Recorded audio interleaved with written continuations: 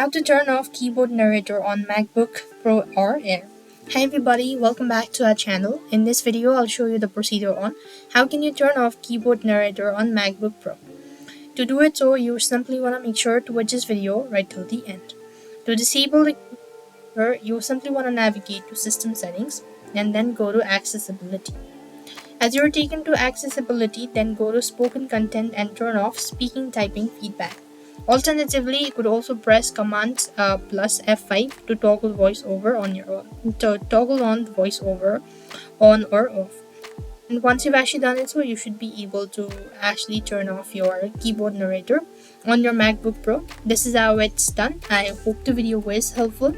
Make sure to like, share, and subscribe to our channel. Thank you for watching. See you in our next video. If you're having any sort of issue, you could also try restarting and doing the same procedure. This is going to help you out.